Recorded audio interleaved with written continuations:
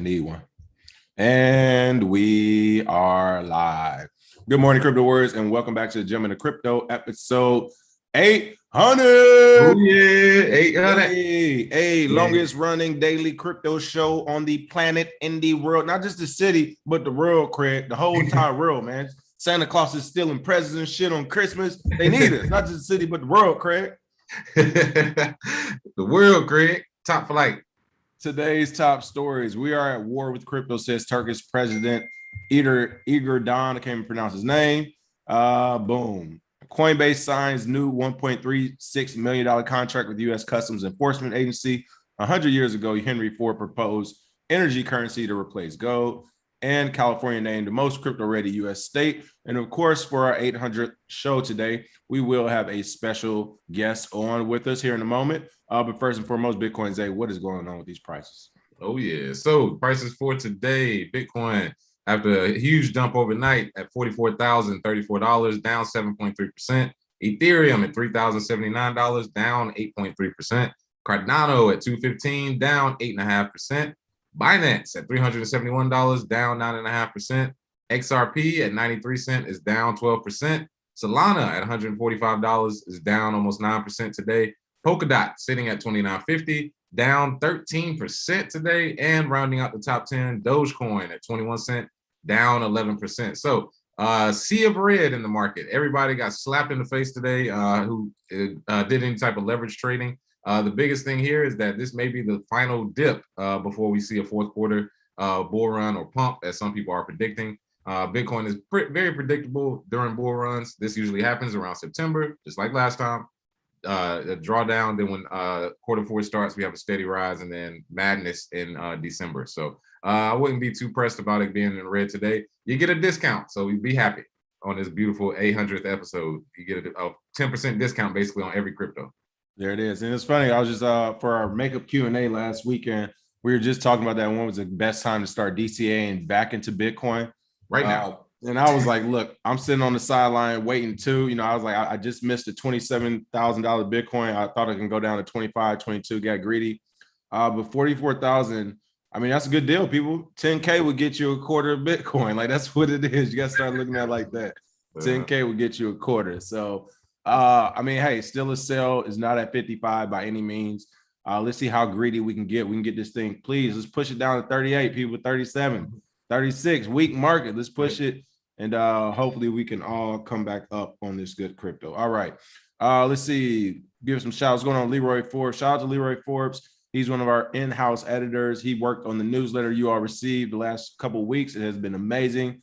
Leroy, that newsletter has me laughing every day. I look, bro, that junk is hilarious. Oh, yeah. Corey P, what's going on? Level 99 Slacker, DC, Rendo like Denzel, Caesar, Mason. Hey, good morning. Timothy Grigsby, Level 99 Slacker, Danny, Lawrence, Morning Crypto Warriors, episode 800. Glad to be a part of it for sure. Christian, Imaz, Chappie, Tikais, JB, Somobid, Carmelo, Geechee Sultan. I love that name, Geechee Sultan. That's a dope name. Our project experience, just inform you. What's going on? Let's see. Crypto King, Silver Sailor. I like that name. What's going on, Crypto King? He representing for the Hex crowd. Robert Kelly, Jiu-Jitsu. Good morning, everybody. And again, welcome. Episode 800, as we already stated. We will be having a special guest join us here in a moment. But first, let's talk about the top story of the day. People, again, it's not a conspiracy theory. This is real life. And finally, a government has let their things drop. They're not even hiding it no more either. We are at war with crypto, says Turkish President Erdoğan. It sounds like a super villain. The Turkish government's plans for cryptocurrencies draw a stark contrast to its central bank digital currency intentions.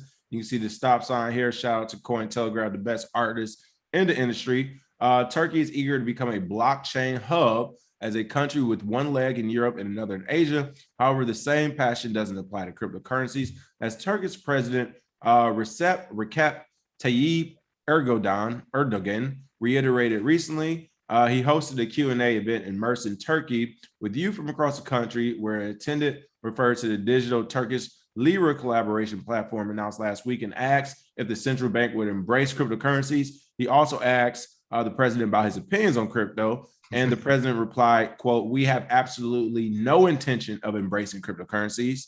Adding, "On the contrary, we have a separate war, a separate fight against them. We will never lend support to cryptocurrencies because we will move forward with our own currency that has its own identity." I mean, oh man, wonder why Russia and United States is taking a bite out of Turkey at every chance it gets. And not just because it's named after a popular meal in America, but because this weak sauce of a president is talking like this. What's going on with President Erdoğan, and his loyal followers? What's going on? Hey, man, shots fired. Sounds like somebody wants to smoke. But it's funny because he said they are embracing blockchain technology, but they are not embracing cryptocurrencies. The only use case of a blockchain that has worked so far is Bitcoin, so to say, and cryptocurrencies to a lesser extent. So whatever blockchains you're trying to build, that blockchain technology, congrats, Turkish president. You want to build slower databases for things that already have databases available. So congrats on that. That's one. For two, I don't think he's the only president that feels this way. He's just one of the only ones that have been asked the question directly. He also even said, or his Turkey's former prime minister followed up by saying that cryptocurrencies require strict supervision because it's like a sale of a fictive future. Oh man, so it's fiction. It's a fictive future, but it is very real in the present. So I don't know exactly what they're referring to, but both these guys sound like idiots when referring to cryptocurrency, but still wanting to use blockchain technology. That's so weird. But they do have to hold up or defend their currency, the Turkish lira. That's their job, literally. Their job is to make sure the currency is working and that their country can use it. The problem is you don't have a choice. It's people bigger than you that have more stuff at stake here. And I think cryptocurrencies will be here to stay. Your currency, maybe not so much. So we'll see.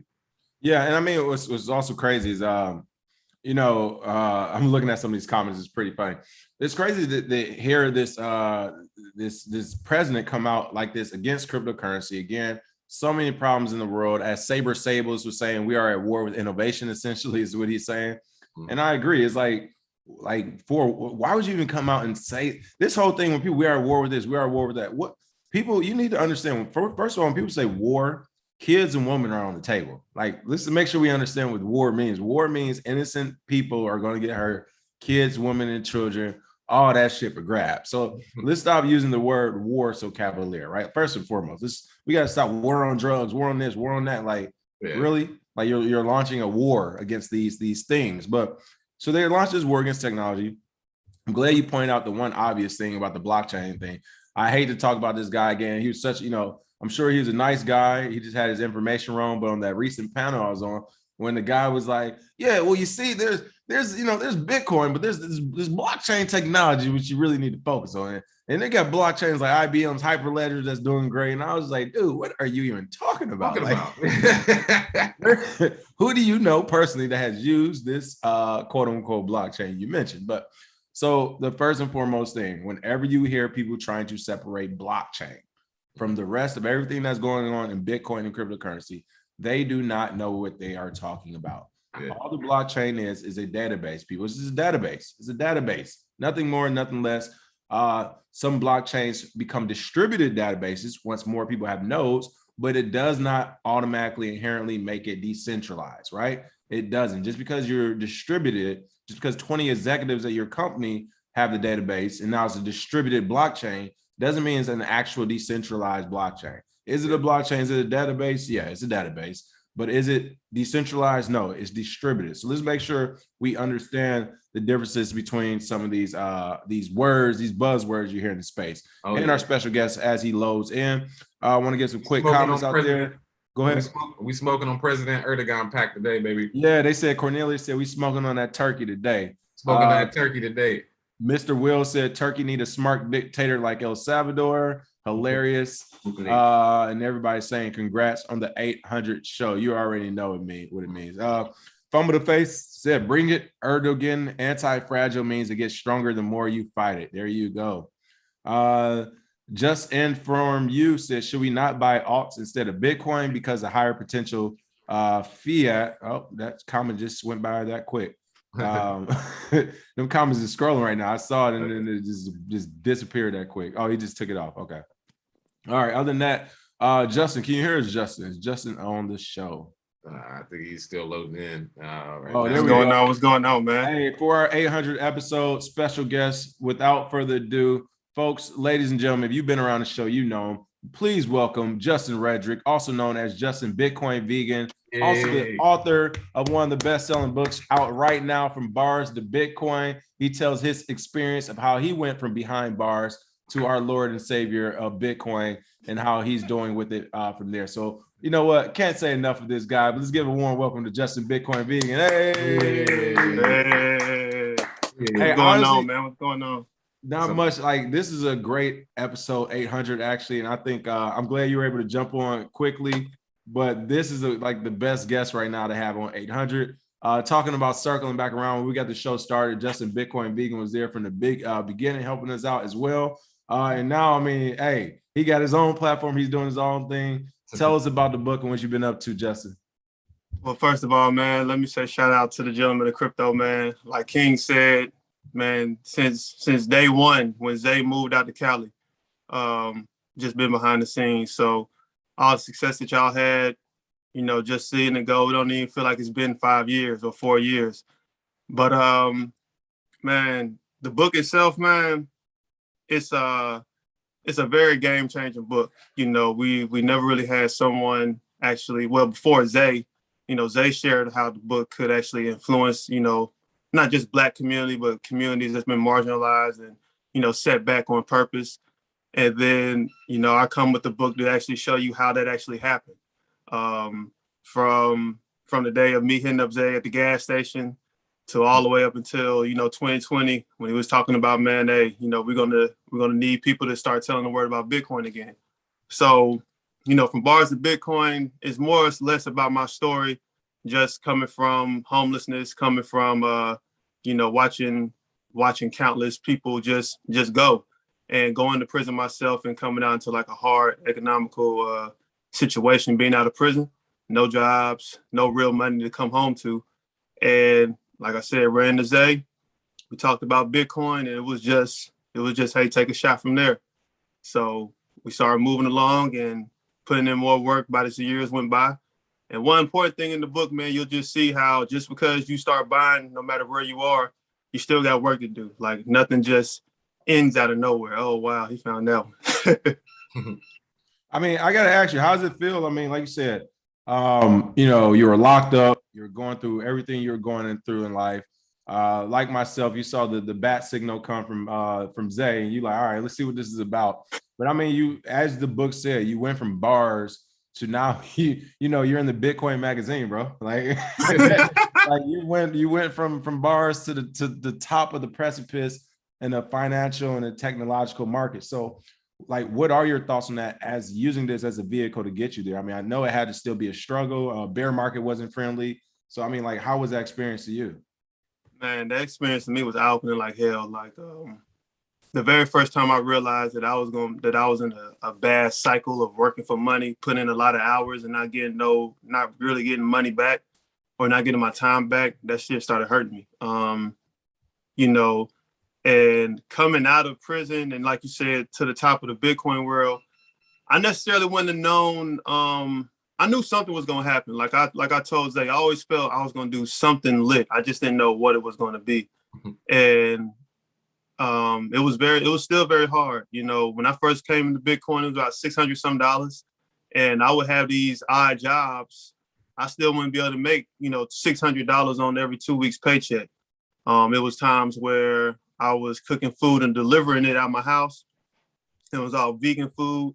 I was doing a lot of things to go and get Bitcoin. And it didn't really matter. As long as it was legal, I was doing it. So when that bat signal was out there, man, and the crazier part was, it wasn't when Bitcoin had first gone to 20K. It was that bear market, like you said, afterwards, where, you know, you're on top of the world. You're thinking like, damn, this is the most money I've ever had in my life. And then the real Bitcoin experience comes, like, oh, right. Shit. And it lasts for 3 years.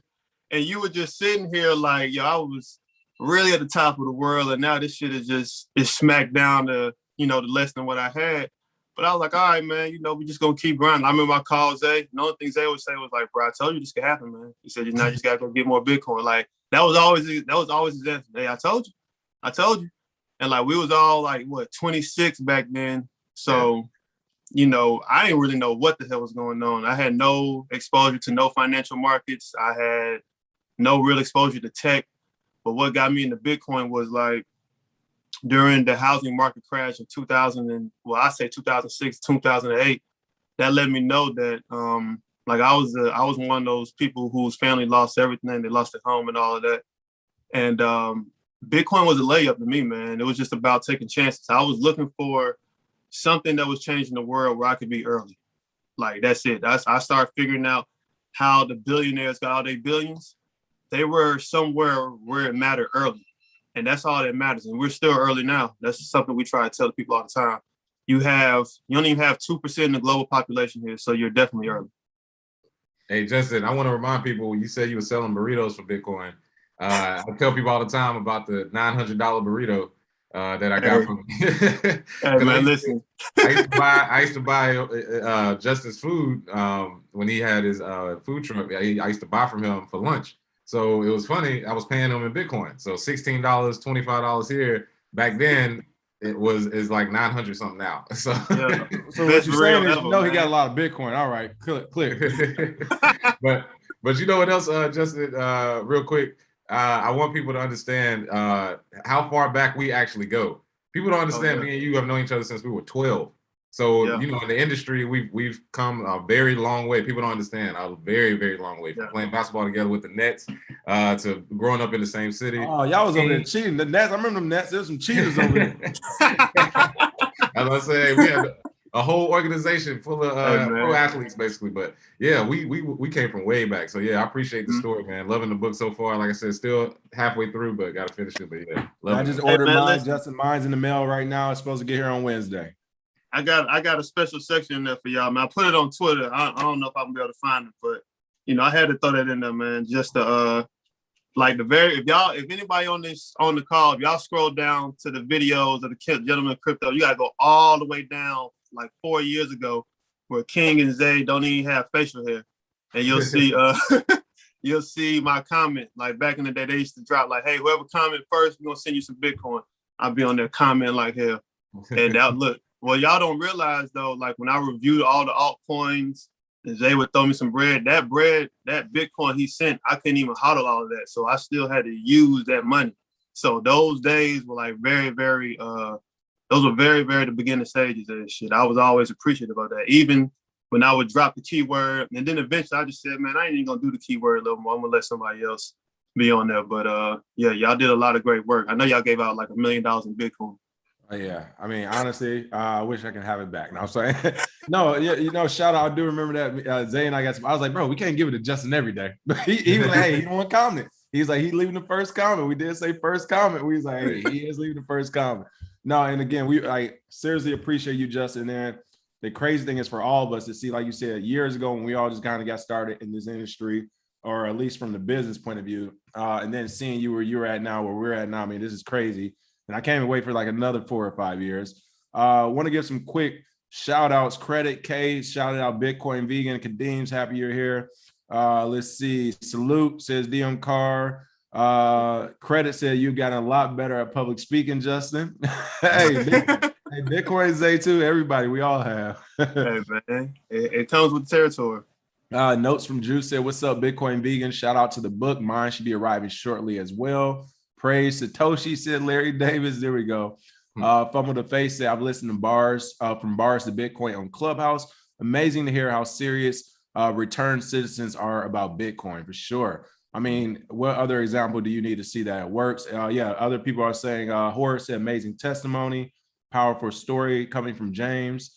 So yeah, people are very happy about your book. And people are saying, glad to see your success as well. Much congratulations. So yeah, shout out to Bitcoin Vegan. Right now, let's go ahead. You know how we do here. We're almost over it, but we'll love to hear your thoughts on this top story of the day. We are at war with crypto, says Turkish President Erdoğan. And really quick, Jams, what's going on? JG Wentworth. Jams said, did my year-long study abroad in Istanbul. Don't sleep on Tayyip Erdoğan, the president. He's a common man president. The elites are the ones who don't like him. So it looks like the people on the ground do like him. But I guess maybe he just wants his own crypto. But again, we're at war with crypto, says the president of Turkey, Justin Bitcoin Vegan. What are your thoughts on the Turkish president? I mean, as usual, someone who's probably being highly misinformed. But, you know, like I always say when I read these articles, and I haven't read it yet, I always notice the distinction between crypto or Bitcoin. I don't know. He's probably just bundling it all up. But as usual, if someone, here's the thing, when you have these governments or officials, they usually just have people in their ear who understand a certain level of cryptocurrency. They don't really go into the far depths. However, I mean, they could be at war, you know, if they don't continuously find ways to see the real value. If they don't if they don't look to pull a El Salvador, then yeah, they'll be at war because their citizens will end up using Bitcoin instead of their currency. So in a way, he's correct. If they don't really, in my opinion, if they don't hop on board or get some real good information on what's going on in the space, they'll be at war. But are they really, really at war? I highly doubt it. They're probably just morally misinformed than anything else. I like that. I like your take on that. I didn't even think of it that way. He said they will be at war, but they don't give us the speed. Like, that's real. You're right. Like, yeah, they will be. Yeah, they just don't know it yet. He was mentioning, basically said they basically said they want to pump their own crypto, which is why they're not, you know, covering any other crypto. Yeah. So that, like, the fact that you didn't read the story, you kind of just put that nail that on the head already. Like, that's how you know you're a veteran. Yeah, it's crazy. What's messed up though is like I get it, especially JJ Jams just said, JG Wentworth said like, hey, he's a man of the people. I get it. It's kind of like that 2014 speech Andreas Antonopoulos had with Canadian Parliament when they're just trying to figure out how to control it. He's like, yeah, you can't control it though. Yeah. Like this is the same thing. The president's like, yo, we at war with crypto, like, and it's like, bro, don't do this. Don't go down this rabbit hole. You really don't want to be at war with crypto, but you can be. Right. You know what I mean? And people who just look to print their own money, we already know what that's about, man. Like anybody that looks at, in my opinion, anybody looking to print their own coin, they just want to control their own money. You know, so we know how that scenario goes. However, like I said, it just depends upon, you know, in my opinion, how quickly you get on board to what's real and how important you really want to have your citizens win. I don't even know what their currency inflation is like or anything like that, but 9 times out of 10 with that type of rhetoric, they're looking to just continuously troll money. And again, once you continuously have Bitcoin be out there, and in my always opinion, once common sense starts kicking in about Bitcoin, there's no stopping. You know what I mean? That's the real thing. Once common sense starts kicking in, once you have people just try it out, you know, they have a little 10x off of $2, then, you know, they'll start going harder. They start getting braver. That's the real hyper Bitcoinization, in my opinion. It's not about governments just giving you permission. It's about the citizens just taking that having that small curiosity and then going from there.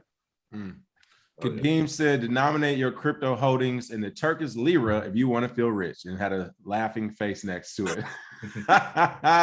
Maybe we got to start doing that. 40,000 now, Bitcoin 96,000 a day. What y'all talking about?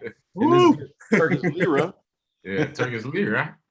All right, Coinbase is back. Listen, people, we told you. We try to tell you. You keep trying to play fair with regulators and the government like it's a one-time deal. Gang members don't come for one paycheck. They don't say, well, you paid me some lunch money on Monday, I'm good Friday. No, I want my lunch money Monday, Tuesday, Wednesday, Thursday, Friday, Saturday, Sunday. I want my money.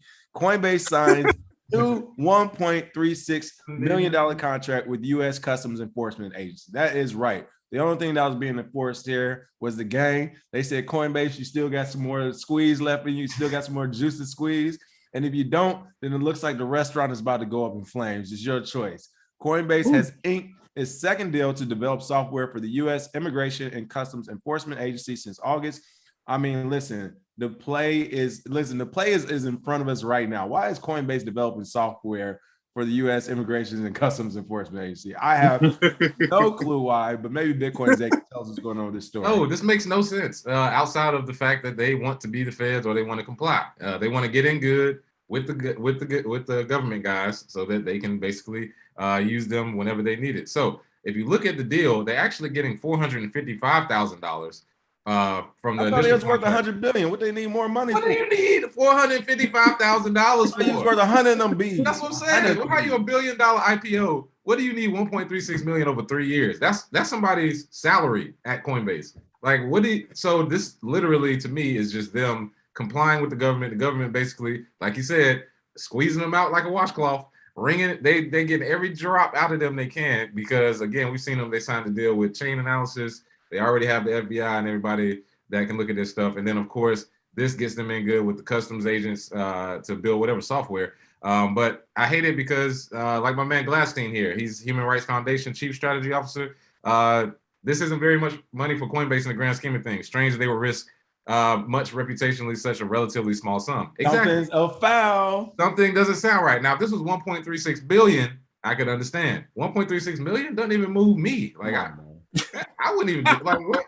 That's a baby government contract. They're giving out hundreds of millions of dollars. What are you really doing? That is disrespectful. That's disrespectful.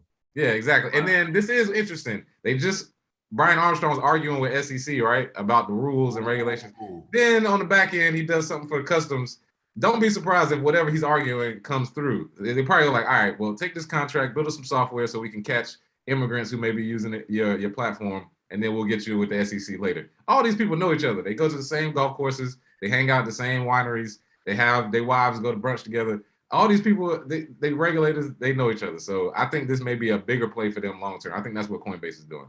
Yeah, I mean, it definitely does not make much sense. I mean, here it says Kraken CEO Jesse Powell. Jesse, what's up, Jesse? Jesse got in on it.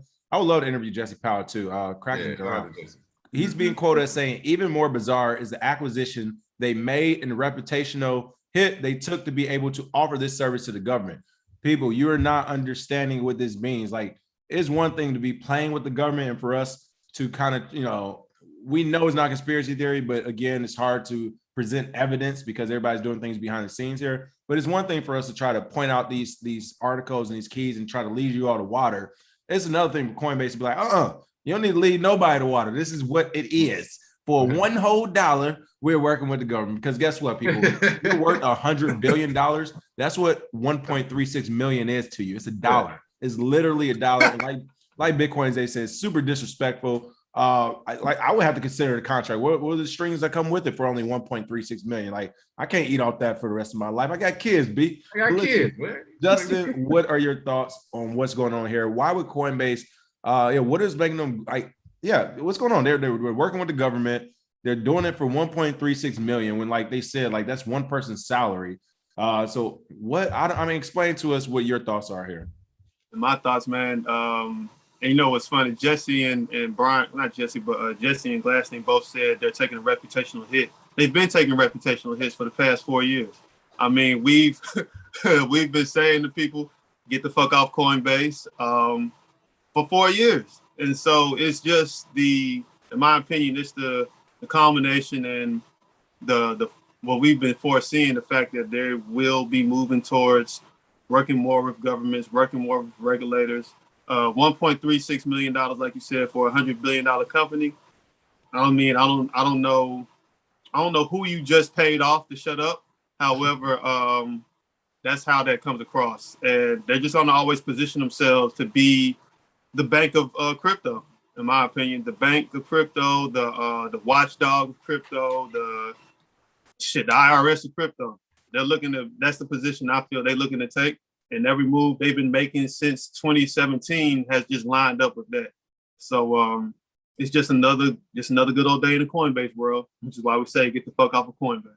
Right. And shout out to Trek PFC Wells saying, I'm questioning if this is really a software or a direct tap into the raw data. They already contract the software to process the data. So great point. This may be just a straight across the board payout. We'll give you 1.36 million. You give us all your files of these countries or these immigrants, whatever. I kind of agree with that. I think it's just a straight up pay for play. Yeah. Let's see. Caesar Mason said Coinbase is an abused spouse in relationship with the SEC. Hilarious. Jams was talking about the Turkish president said, you got to remember the last thing he wants is the Kurds to get Bitcoin or any other crypto. Talking about neighboring countries and organizations. That's a good point. Our project experience said Coinbase is getting pimped out. I saw a couple more good ones. Yeah, Cyril Innovation said Brian is snitching. Brian snitching behind will do anything to get whatever his magic ego number, dollar number is. And that's the thing I agree with too. It's like, retire, Brian. Like, don't stress yourself out. You've made it in life. You've $100 billion valuation. Why are you working? Like, plus the Bitcoin you already have from being an early adopter. You know what I'm saying? Like, he 30, 35, 36, bro. Why are you stressing? Just like, I would have quit. I'm telling you, he can't quit. They got him. They got him right bro. He can't quit. Yeah. What you mean you quitting? Oh no. Oh, you leaving? Okay. Ali Pio. Hey, shout out to Ali Pio. Ali Pio said Coinbase thought because they were taking people lunch money, they were the big dogs. Now the big dogs taking their lunch money. That's essentially what happened. Coinbase. Listen, Brian Armstrong and Coinbase. They were smacking around retail investors in the regular crypto market. They got a little too big for their britches. They thought they was all the way in. I told you all. They thought they was gang. And then the real gang came and was like, oh, you ain't from here. Running up the money for us. Hey, Justin, you ain't from here, bro. This is for people born and raised over here, dog. Yeah. Yeah, thanks for running up that money for us. Let's get that up off you now, man. Yeah, but we'll take that money. Hey, we'll you want to rap? You can be a rapper. Yeah, you can rap. Yeah. We're gonna do you like we do everybody else who get money without giving it us first. You know what I'm saying? Yeah, scream out gang affiliations. Yeah, wave the gun around. As long as you pay me my money, you can rap.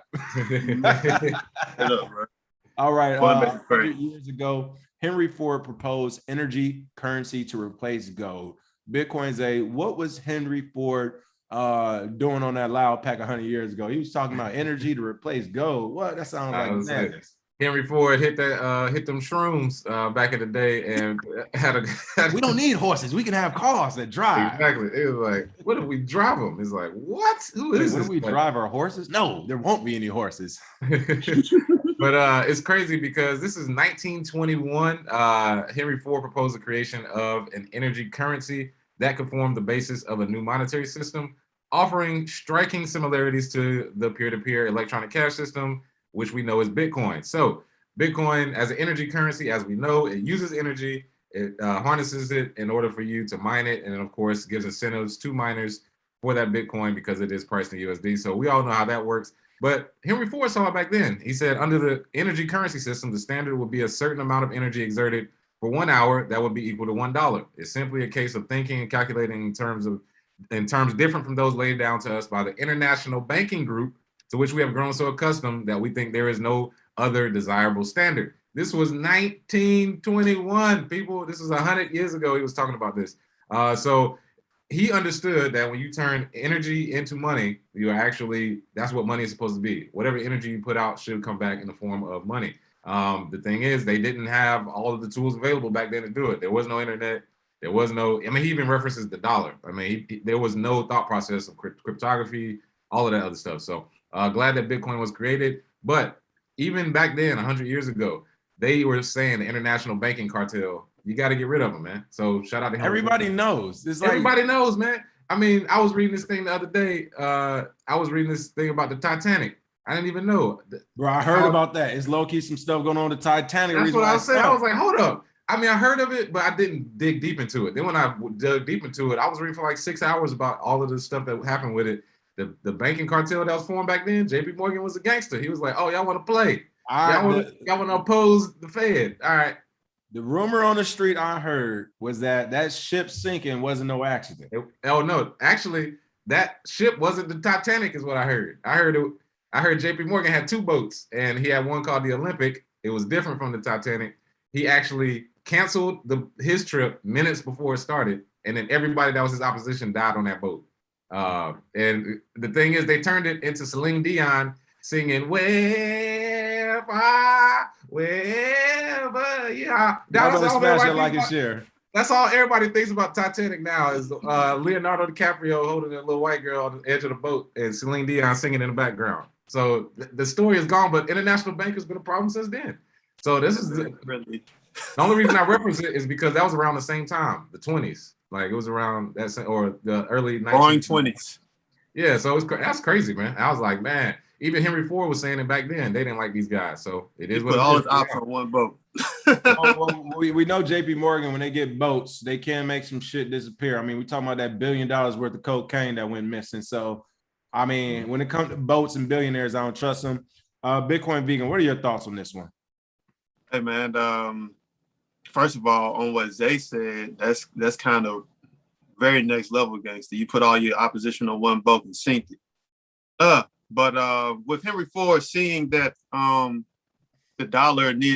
money needed to be based off of energy, even back then, it makes me feel like for the type of person that Henry Ford was back then, with even the power, let's look at things like this. The dollar had way more power back then than it does now, and people still wanted to get off of it.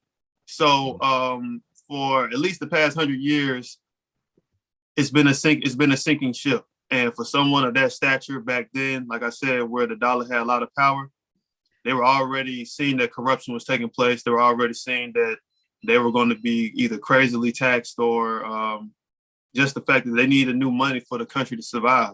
I mean, it's kind of surreal to know that this man made this prediction about money 100 years ago, and the economy was really kind of in his favor, a little bit. So just for you to even take that stance on money 100 years ago should make you even more bullish on where the dollar is. I mean, make you more bullish on Bitcoin now compared to where the dollar is now.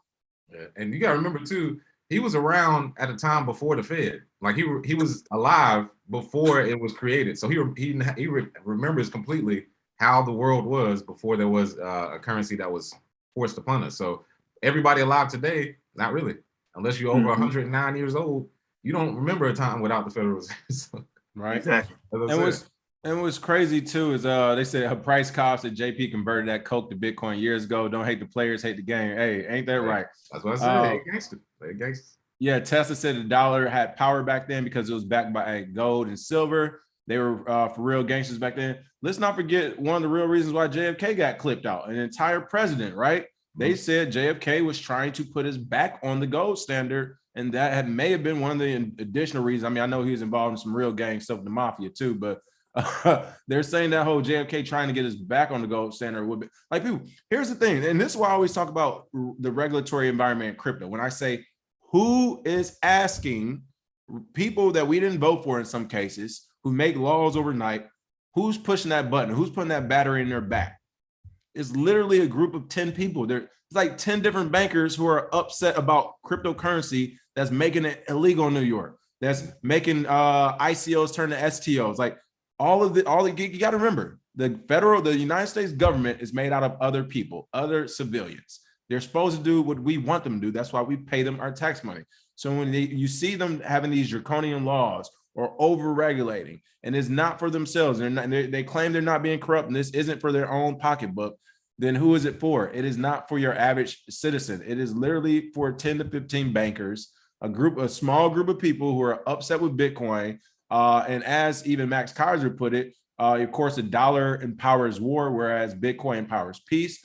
Like, they want the wars to keep happening. They want people to be in debt. This is how banks make their money. They make their money by human individuals going in debt or by countries and organizations going into debt. The best way to make somebody go into debt is to make them fight a war, because then they need to borrow stuff or materials. So I don't care how you cut it. A lot of shit that's going on in the world is the fault of bankers. I cannot say this enough. If you haven't read a history book or understand this, then you are lost. But with that being said, this is another reason why Bitcoin is all powerful. And really quick, want to give a shout out to today's show sponsor as well. Didn't forgot to say I'm at the top of the show, but give a shout out to CryptoVantage.com. Of course, a free educational resource for cryptocurrency. We just put that link in the chat, but if you're listening, you can go check them out at GoCryptoVantage.com, go.cryptovantage.com/gentleman-tac-crypto.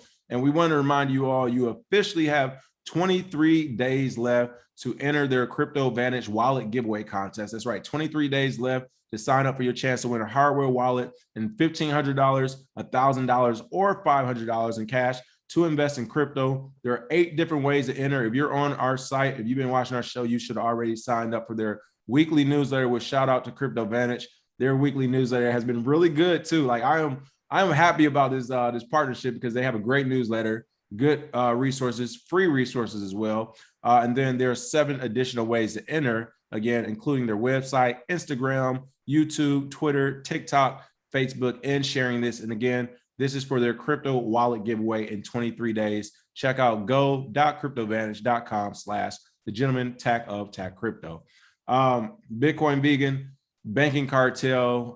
We're looking at them. We're looking at Henry Ford predicting that energy will be the causation of the new money system. What are your thoughts on all that? I think we lost Justin for a second. Oh, while we waiting for him, shout out to Sergeant Crypto said for the tip, if people understand banking/monetary system, there will be a revolution before the morning. Paraphrasing Henry Ford quote. And Ryan Cooper, thank you for the tip as well. I mean, I'm with it. If people really understood what the banking cartel has done, like it'd be overnight. But Hey, somebody said Henry Ford was a profound racist, so let's not get too complimentary. Oh, we said that before the show. Fuck Henry Ford, but when you write, you're right. Yeah. Who cares? Yeah. Like I said, that's one thing too that's happening in the world. If somebody is right about something, but they disagree on other stuff, they just disagree with everything. It's like, damn, y'all can't have no nuance in your arguments. Listen, people, if the devil himself came back and said you have to drink water to live, I would drink water to live. You know what I'm saying? It's all about the fuck you, Lucifer. I'm drinking sand. Like, nah, man. You still gotta drink water. Bitcoin vegan, what are your thoughts when it comes to this 100 years ago, Henry Ford proposing this energy currency to replace gold? Justin, can you hear me? Oh, we lost him again. Money. You're breaking up a little bit, Justin. I think he's breaking up. Let's see. Cryptocurrency, what's going on, Carmelo? When are you going to officially name Friday night show Satoshi after sundown? Give me my full credit. Hilarious. All right, we got you, Justin. Can you hear us?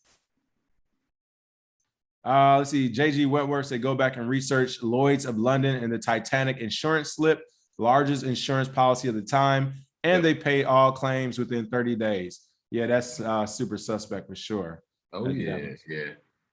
All right, Bitcoin vegan calling us on his bat phone. Can you hear us, Justin? Can you hear me? Okay, there we go. Can you hear us? Yeah, I can hear you. Okay, I was asking you, I said, what did you think about Henry Ford? 100 years ago, he predicted this. Basically, what are your thoughts? I mean, again, man, you could just tell, like, really, people who sit at the top of money, they have long-term thought patterns of money. And that's one thing I noticed in Bitcoin. You gotta, if you want to stay in the game, you want to stay wealthy, you want to stay on top of the game, you gotta always look at things long-term.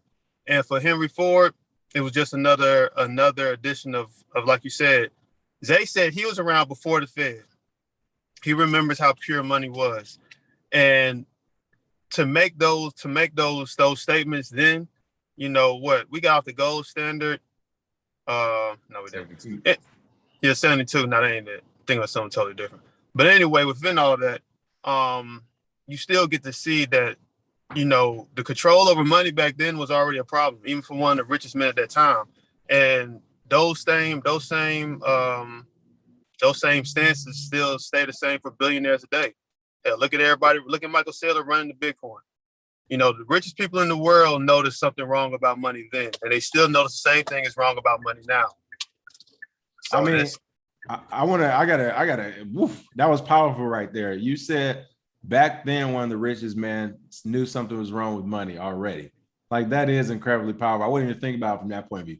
Henry Ford, he was Tesla back then, folks. He was Elon Musk. He was winning. You're right. A person who was winning back then, who has essentially no, you know, he don't have to say anything about money. He can get away with winning, but still he chose to use his platform to say, hey, something wrong, y'all.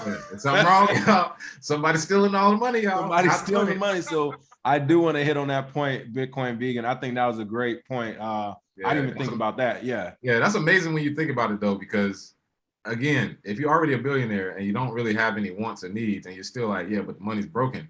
I say that to people sometimes when they're like, they have a little bit of money and they're like, why would I need Bitcoin? I'd be like, well, you should have more. Like, like, what do you, like, if you're worth 10 million, you should actually be worth 30 because inflation took it away from you. Wouldn't you want that 20 million back? So the same thing with, you know, billionaires. So yeah, that was a great. And it's crazy. You're seeing Henry Ford back then, and like you just said as well, Bitcoin Zay and Bitcoin vegan. You're seeing it right now too with Elon Musk, with the Michael Saylors and stuff. Like, again, billionaires, people. here's like, does it get any more of a bat signal than billionaires switching their money and telling you something's wrong with them? Like, it don't get no more back signal-ish, but whatever. Just inform you said rest in peace to AJ Johnson, aka Ezel from Friday. Just passed today. Rest in peace, What? AJ Johnson. Hold on. Ezel? Yeah, I heard Ezel died. He died? Oh, man, come on, man. Yeah, rest in peace, AJ Johnson. That sucks, man. We lost another good comedian for sure. Man, lost another good one. Jesus. Yep. All right, last but not least, story of the day. I couldn't even believe this is true, but I mean, maybe I'm just maybe I'm what's the word when it's like we don't see things. You're right here. I always say it about LA where I'm like, I keep forgetting I'm in LA. It's kind of like maybe I don't see that I'm in California because I'm in California, whereas other states are like, no, bro, you can't do nothing in crypto in New York. But California has been named the most crypto-ready U.S. state. Measures such as Google searches, Bitcoin ATM installations, and the number of crypto-focused bills were used to tabulate the crypto-ready index. That's right, something brand new on a Monday morning for you here. California has emerged as the most crypto-ready jurisdiction in the United States, thanks to the proliferation of cryptocurrency ATMs and growing interest in digital assets amongst the state population, according to new industry research from review site CryptoHead. Now, I would say we were probably the most crypto-ready just off the strength of us being a tech state to begin with. I mean, you got Silicon Valley. I mean, let's not even talk about Silicon Beach in Los Angeles.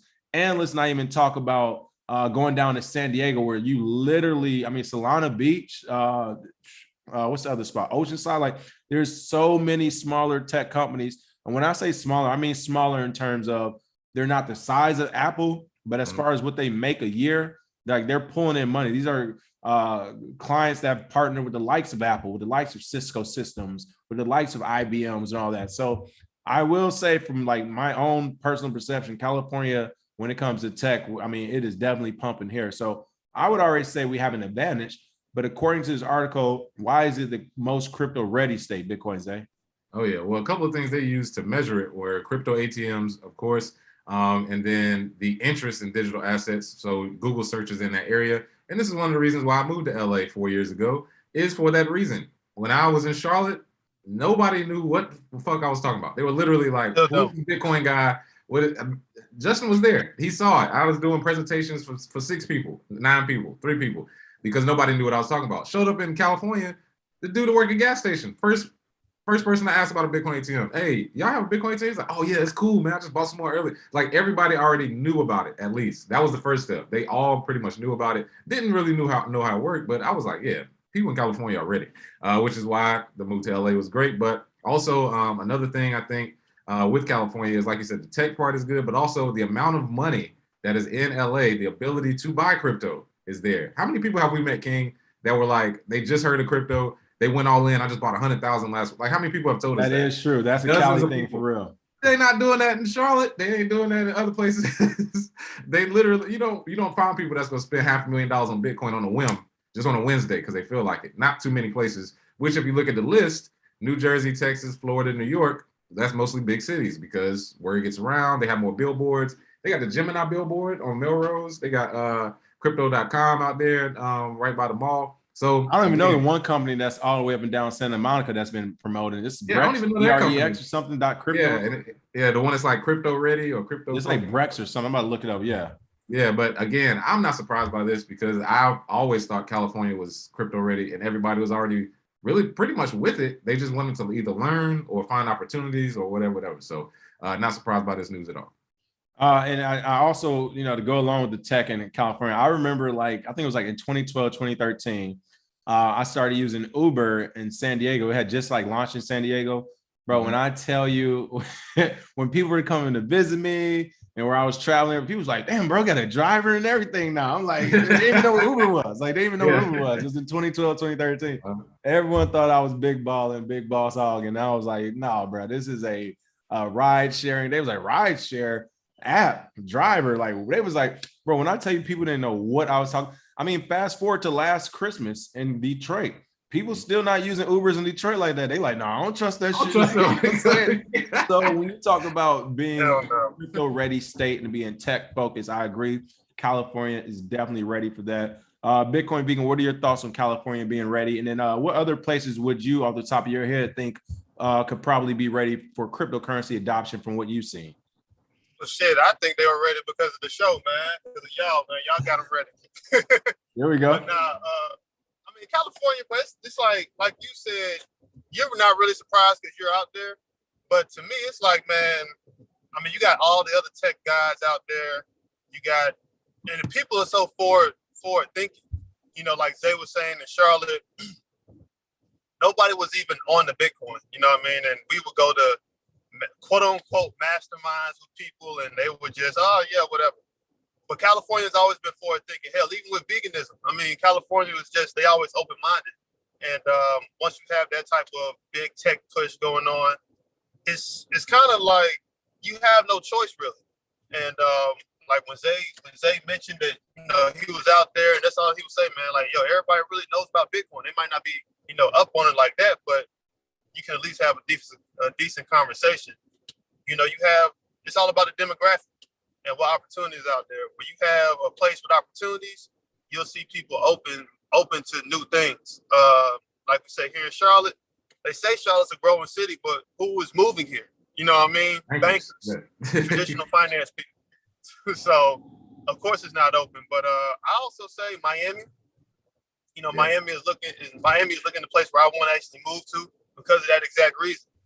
It's open to crypto. They have one of the biggest pushes. Matter of fact, the biggest push in the country for a city to adopt cryptocurrency and Bitcoin. So Miami, and possibly somewhere in Texas, you might say Austin. You got all those other companies who were in California, and they were reported to have moved all to Texas. So somewhere in Texas, those same people who made California crypto ready, those would be the same type of people to make Texas crypto ready in other places. Yeah. There it is. Somebody commented, hey, what was it? I think that just went past. Oh yeah, somebody said, I know King was turned in Flux when he used Uber. Did you ever go to Flux with me? Did you hear from Flux? No, San Diego. Oh. Nah, I didn't go to, because we went to the first spot. I didn't go to the second one, but they shut it down. So Flux used to be this club downtown San. It was the club. It was the club. Yeah, people still talk about club of the city. And I like the design too. It's like a big circle because you know how everybody like to stunt. It's like, oh, you're gonna be seen. Hey, if you ain't got it, don't come in. But no, I'm laughing because they say I used to be turned in Flux with Ubers. Partly true. I had to my rookie year, I was turned on the Ubers. My sophomore year, I ended up moving literally I moved to apartments next door to Flux. I was like, let's just that's why I was laughing because I didn't play games, bro. Let me just move. Like, man, let me just go ahead. Hey, speaking of San Diego, though, I do want to say I will be in San Diego with the San Diego group October 5th. I just talked to Paul Pewey, the CEO of Edge Wallet. I just talked to him yesterday. So, listen, you see the way I'm looking at you right now? Yeah, because I literally just talked to him yesterday. So October 5th, I might as well tell everybody at the same time. I'm gonna be in San Diego too. Then you know I'm going down. That's what I'm saying. Hey, we're going down to San Diego. When you gonna be there? You already October 5th, baby. We're going to the meetup with Edge Wallet. So yeah. Shout out to Ryan Cooper. Sold out of my NFT collection, DCS Crypto. Shout out to Coop DeVille Solutions, Ryan Cooper, for selling out those NFTs. Make sure you check those out. Ali Pio said Henry Ford was on the big stage, so he knew corruption was behind the scenes. Having energy fuel the world was already an old concept. It just wasn't going to be as profitable like the Fed. Oh, okay. We got you. Let's see. Saw some other funny comments. Yep, JG Wentworth was saying it's the proximity in California because the rest of the U.S. is definitely behind. Hey, listen, we ready for New York. Carmelo did tell us he got us in New York, but goodness gracious, you know New York is draconian. Hey, man, I'm going to New York tomorrow. And all I gotta say is, if y'all tripping when I get there, I'm leaving as soon as I get there. How you getting there, Bitcoin Zay? I can't reveal how I'm getting there tomorrow. Anyway, Price Cobb said, yes, King. We're a tech-oriented state. The rumors of California's death are greatly exaggerated. Really quick, let's talk about that. California's death is greatly exaggerated. Now, are they upside down when it comes to a lot of political stuff? For sure. Essentially, California is making it that, so if you make a lot of money, they just want to take it and give it back to people. Essentially, that's what they're trying to do. But I agree, it's greatly exaggerated. California is not dying. Essentially, what's going on though is people are being priced out of it. Like California is making it, and shout out, I hate it, but I love it too because it's motivating and it makes you work harder. But yeah, LA doesn't apologize. LA like, hey, you need to make more money or leave. Like they exactly. or be poor and get handouts. Like it's no middle ground. They like either make more money and leave or be poor and get a handout. So yeah, California isn't dying. You just got to make more money because they don't play around with it. So I'm not mad at it. Cryptocurrency say I wouldn't trust Uber in a D either. Hilarious. People, that's a whole nother show to talk about my Uber experience in Detroit. It was hilarious. Listen, Bitcoin Big, I try to get my guy. I got like a $100 SUV to meet me at some and shout out to Crypto Blood CB News Network. He had to hook up on a cigar bar. Of course, it was COVID, but they stayed open, whatever. I tried to get my man's like $100 SUV Uber, and he picked up like, wait, I thought you was coming here. I was like, no, the Uber's for you. He's like, Uber? He's like, that's not you outside? Oh, I ain't going nowhere. Oh, shit. I was like, bro, I got you a driver. It's expensive. Hop in the car. He was like, nah, bro. He said, I'm just going to meet you there. Oh, shit. Hey, almost cried. All right. Other than that, folks, a shout out to Bitcoin Vegan, episode number 800. We are in here. Bitcoin Vegan been with us from the beginning as well. So shout out to him. From bars to Bitcoin. Of course, you can catch that on Amazon. Again, my order is coming. Bitcoin Zay already has his order. I saw some other people have it. But Bitcoin Vegan, anything else you want to leave us with for today, please? Hey, man, just always be industrious in what you do. And never be afraid to take risks, man. Just because, you might have bought some Bitcoin, you still want to go out there and find a way to be great. No one is just giving out handouts out here, not even in California. And, don't stop learning, man. Don't stop learning. Do not stop learning. Whatever you do, not stop learning. And one thing me and Zay used to say back in the day, if you're out there building something, just do some shit. You know what I mean? Like, don't get discouraged about the price of Bitcoin. If you want more Bitcoin, build something dope so people can buy it from you, so you can buy more Bitcoin. You know what I mean? There's no middle ground here. You know what I mean? So whatever you got to do, make it happen. And hey, just live life and be free, man. Hope that worked out. Appreciate you being on today, Bitcoin Vegan. Zay, you got anything else as well? I see a lot of New York people in the comments. I will be there tomorrow evening and the 22nd. And then DC people, I'll be there the whole weekend. We will be in DC. Be in DC for Black Blockchain Summit. So yeah, doing that. In New York, are you doing a meetup or anything? Well, I'll be at Mainnet Conference in New York by Ryan Selkis from Masari. It's their event. 2-Bit Idiot. You may remember him on Twitter, but yeah, their event. I'll be there, just hanging out with a few people. But in DC, yeah, we'll have a Meet the Authors event. Me and Justin. The venue, we'll tweet it out and tell everybody once we get it locked down. But it'll be Thursday the 23rd, 6 to 9 p.m. So, all right. And Justin, where can people buy from you direct? I put the Amazon link. Thank you, Fumble the Face. They said possible buy his book direct. It said Amazon, so you get the cut. Where can they buy it direct from you at? Go to my matter of fact, if you're on Facebook, no, if you're on Twitter, just click the link in my bio on Twitter. Justin, it's a Bitcoin_vegan. That's Bitcoin_vegan. You click that link and you'll be able to see the option to buy directly from my website. So it'll be the second link. Just go to Twitter though. And if you don't follow me there, follow me on Twitter. Please follow me on Twitter. Click that link and it'll be the second link where you can buy it directly from me on my website.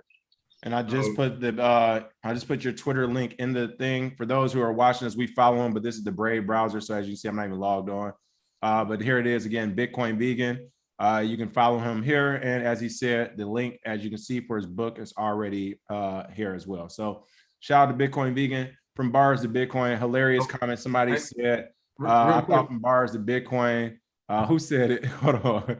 Oh, well, damn, I thought it was bars to Bitcoin as a rapper going into Bitcoin. Out of the loop, said Loco TX. No, no rapping over here. Only J pays, baby, for everybody to be talking crazy on Twitter. Oh yeah, we do have to shout out Antonio. Antonio made the cover for my book. He also made the cover from Bars of Bitcoin. Shout out to Antonio, one of the best designers in the game. I've been working with him for years. Shout out Antonio from the UK, baby. Shout out to Antonio holding it down in Bali.